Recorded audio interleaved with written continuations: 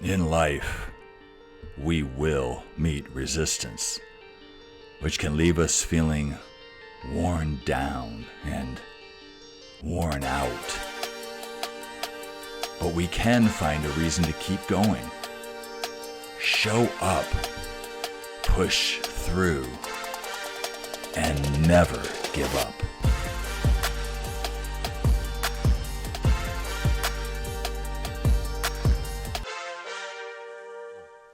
Hey everybody, I'm so glad you're here today because it's the third week of our series called Never Give Up, and it's all about helping you become more resilient in life. Now, what exactly does that mean?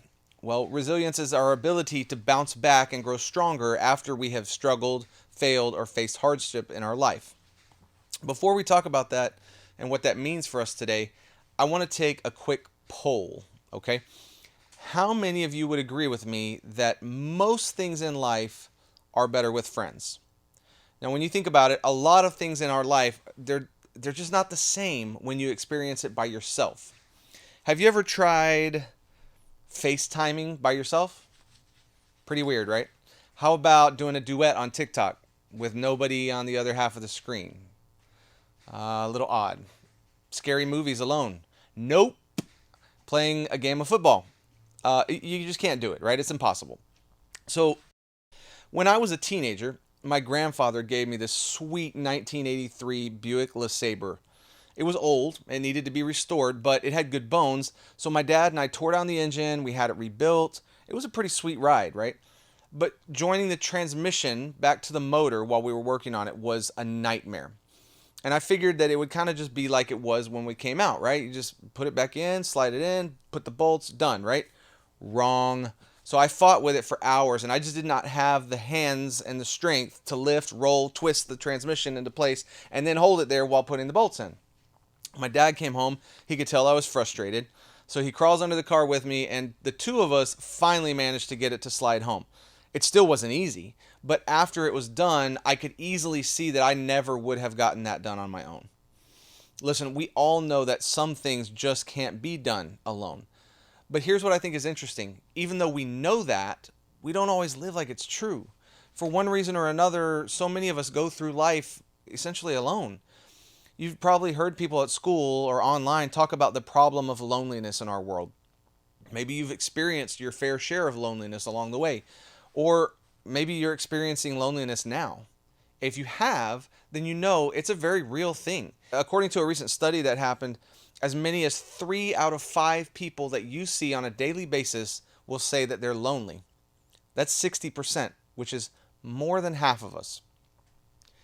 That means that a majority of us feel at some point like we're walking through life alone. We're trying to get through all the stressful events and difficult circumstances and hard days by ourselves. Nothing about that is easy. But I think part of the problem is we think we have to do it on our own. And I think that's why so many of us pull away when life gets tough. When hard things happen, we feel like we have to figure it out on our own.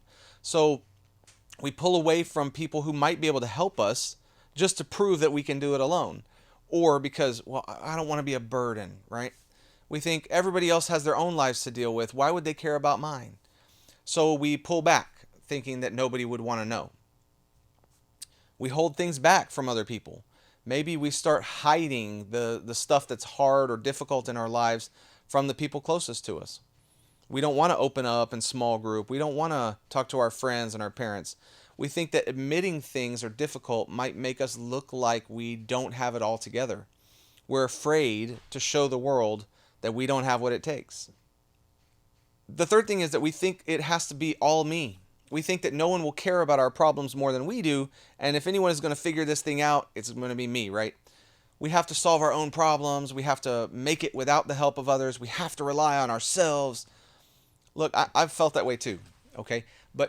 And I'm sure many of you have as well, but I don't know about you, but as much as I like to believe that all those things are true, holding back from other people, pulling away from people, relying on myself, oftentimes it just makes things harder. It makes us feel even more lonely. It does the opposite of build resilience and help us find reason to move forward. It makes us feel stuck, and it isn't working for us. So, what if the way to build resilience didn't have to do with us and what we put in? What if the key to getting through difficult times and choosing hope when things seem hopeless had something more to do with the people that we invite into the process with us? What if real resilience isn't something you can build by yourself?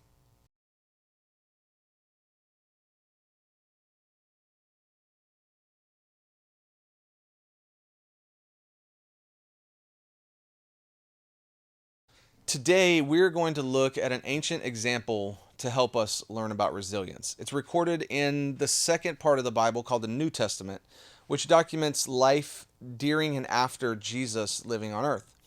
See, here we believe that knowing Jesus changes everything. And that's why when we struggle with certain thoughts or ideas in our life, we like to look back to the words and experiences of Jesus and people who were transformed by Jesus to help us see how knowing Jesus today can affect our lives. Now, last week, we read some of the things that Paul had to say to the early Christians. Paul wrote a lot of the books that make up the New Testament, and today we're going to look back at some of the things that happened during his life. Early on in the days of starting churches, Paul worked alongside some other guys, Barnabas, Silas, and Mark.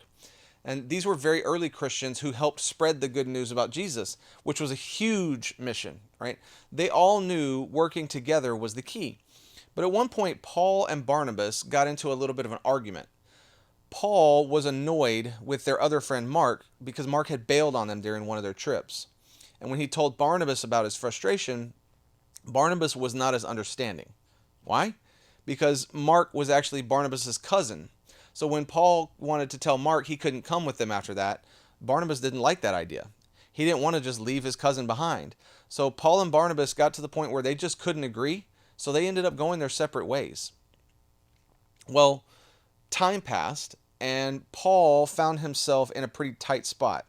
He was actually in jail for telling other people about Jesus. Now, Paul could have given in right then and there. And, I mean, nobody would have blamed him, right? He was in jail, he was alone, but Paul doesn't give up so easily. He actually wrote a letter to one of his friends named Timothy, and in that letter, there's a small sentence that tells us what Paul did instead. Get Mark and bring him with you, because he's helpful to me in my ministry. 2 Timothy chapter 4, verse 11. I know it's simple, but don't miss this, okay? In the letter to Timothy, Paul asks for Mark to come along. The same guy that Paul refused to bring with him years before. The guy who bailed, right? The guy Paul didn't think would be all that helpful anymore.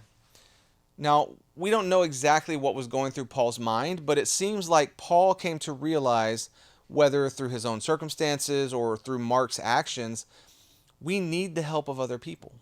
And see, Paul was on a mission, literally, and he was trying to share the message of Jesus to as many people as he could. And he cared too much about that mission to let pride or self-reliance get in the way. Now, maybe he even knew that without others, we're more likely to quit on the mission. And maybe in your case, it could be that other people help you pass the test, help you deal with your anxiety, navigate the loss of someone you love, or even grow in your faith. Our circumstances might look different from Paul's, but the point is the same. Letting other people in will actually help you build resilience. That's why I want you to remember this. Never give up on others. No matter how difficult it can be to ask for help or let them in, no matter if we're growing up thinking life is supposed to be all about me, no matter how many times we've thought that it's only up to us to get through our tough times in life, if we want to keep going and keep growing and keep developing resilience, we need to never give up on others. Just to be clear, I'm not talking about situations or relationships where other people are harming us or hurting someone else in any way. Not giving up on others does not mean staying in a situation or a relationship where you're unsafe. I'm going to say that again. Not giving up on others does not mean staying in an unsafe situation or relationship.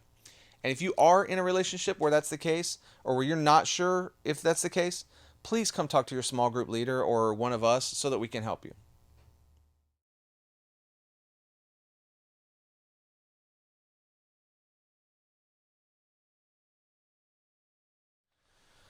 What we're talking about today is choosing not to give up on other people because we think we're better off alone, or because we think we can do things by ourselves, or we don't need other people.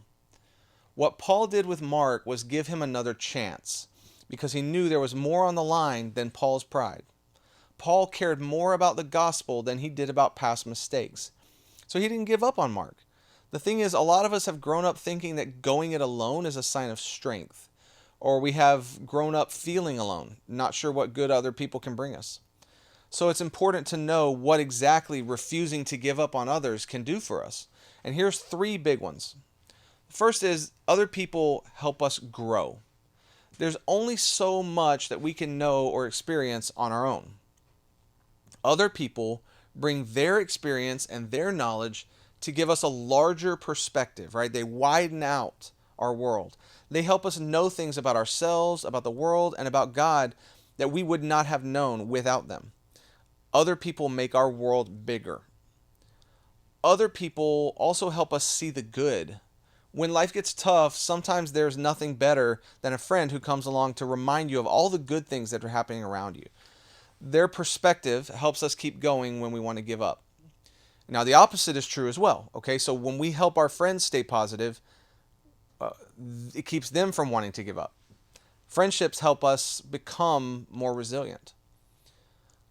Other people also provide the support that we need. Sometimes, look, we all need somebody to lean on. We need somebody to laugh with, to cry with, to talk to. You know this because some of your friends need that from you sometimes too. Part of building resilience is becoming emotionally and mentally healthy.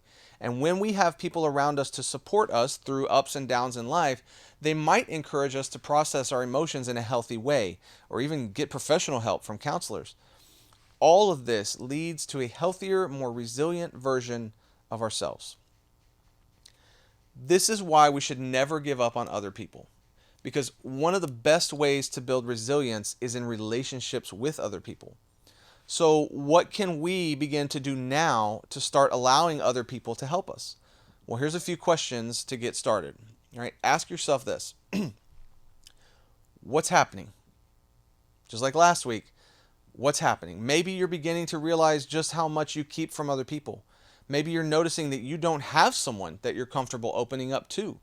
Take time to recognize what's really happening when it comes to your relationships. Do you feel lonely? Have you been pulling away because you're going through something? Start by getting real about where you currently are when it comes to letting other people in. Then we ask the second question, what is true no matter what? So many messages around you are telling you that you can figure out life alone. That's not true. We need other people. If someone as influential as Paul needed the help of someone else, it's safe to say we all do. So remind yourself of that truth. It's okay to need other people. It's okay to ask for help. It's okay to lean on the ones who love and care about you in life. Their help might be the very thing that helps you become more resilient. Now, what can you do? It's time to get to work, right? It might be awkward and it might be uncomfortable, but we have to reach out to other people. We have to take a step forward and let other people in. Maybe it's a trusted friend or your small group leader or your parents, but start by sharing what ups and downs you're facing in life. Then ask for their perspective on what you can learn, how you can grow, or what you can do to keep going, even when you want to give up. Remember, never give up on other people, because having other people to support you and walk with you through life makes a difference in your life. It will help you be resilient, not just today, but in the future. See, that's why I think God gave us other people to help us along the way. In fact, that's exactly why we have small groups here. That's a safe space for you to share your struggles with a group of people who want to help you face them with resilience. So, will you at least consider opening up to them? As you do that, I want you to think about this question. Who is one person in your life that you trust to help you when life is overwhelming?